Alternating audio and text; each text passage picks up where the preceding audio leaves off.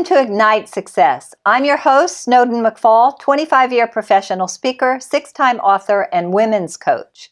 And with me today is Heather Hausenblas, and she is a professor at Jacksonville University, specializing in scientific research. Welcome, Heather. Thank you for having me. Excited to be here. It's great to have you here.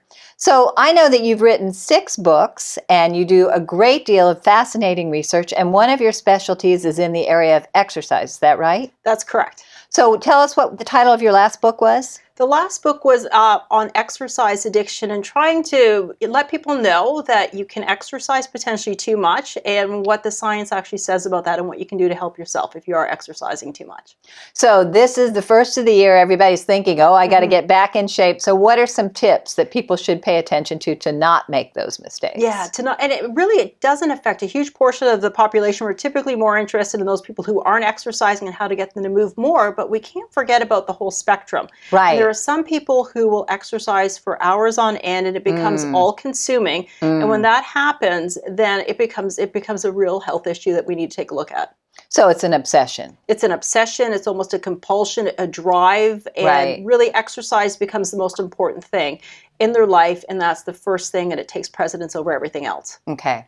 But unfortunately, the vast majority of Americans are obese, so that's not their problem, right? Exactly. It's not the problem of, it's the problem of sitting too much and not moving enough. And really research hasn't been that interested in the question of exercise addiction, because the real interest from a health standpoint is how can we get people to move more, because it's probably one of the best health behaviors that people can do. That's right. That's right. And so we were talking a bit about research, because I know you've conducted a bunch of different kinds of studies, and sometimes the research isn't what the private corporation wants it to be, like there might be testing a new drug or some kind of thing.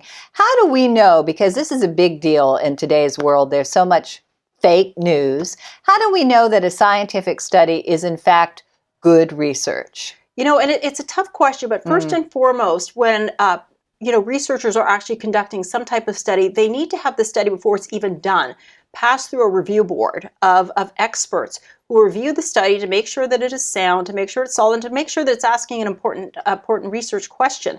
And then once that happens, then if someone's to participate in a study, they need to sign what's called an informed consent that is approved, so that a person knows that it's voluntary, they can stop being in the study at any point, and they're not required to actually do it. And this is required for all scientific studies to have this step done. And is there a minimum number of people to make it be a valid, like yesterday I was reading a study of 68 people in Japan. To me, that doesn't seem like that's very much of a sample. Right.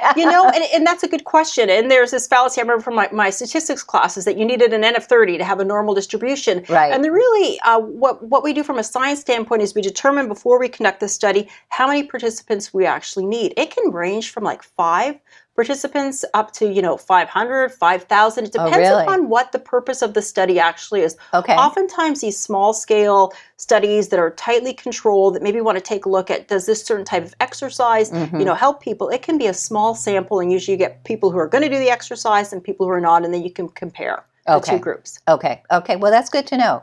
Now, I know that there's a new initiative called Movement for Health. Is that right? Right. It's called Movement for Change. Excuse me. Yes. That it's really come out of the Mayor's Council on Fitness and Wellbeing that I serve as co-chair with Tim Burrows from the YMCA, and trying to implement something at a community level that will help people's health. And through many discussions and many meetings, we came up with Movement for Change, which we've, in a sense, taken from Yoga for Change, which is a really important health it's wonderful. Health initiative here within the city, but broadening it to any type of movement, whatever that might be. It could be yoga, walking, running, really even like potentially standing more and branching out. And we have some key stakeholders right now, and the group that we're going to focus in on are seniors to start off with, trying to bring them together with different types of movement to get them to move more, to then ultimately become healthier.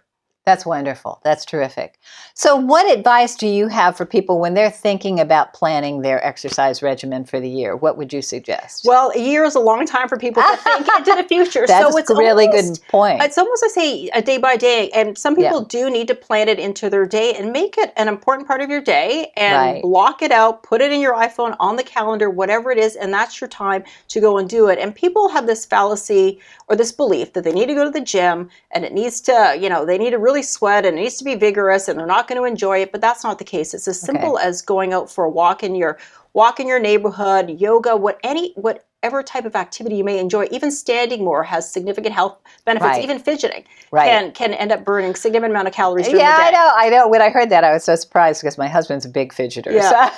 Well, we tend to think of fidgeting as, oh my gosh, it's nervous, it's a bad behavior. But there have been some fascinating studies showing that people who fidget a lot, what we call high fidgeters, burn 300-400 extra calories a day. Over the course of a year to do that, if you didn't change anything else, that's 10 to 20 pounds of weight loss. Wow. And I know the significance of standing. I got myself a standing desk about 11 years ago, and it makes all the difference. Just huge difference. It does. And the science is now showing that not only do we need to meet the physical activity guidelines, but also we now have certain countries have sedentary guidelines for how much we should sit during the day. Wonderful. Well, thank you so much for your expertise, for all you're doing for the city and helping people with your research. We appreciate having you on. Thank you.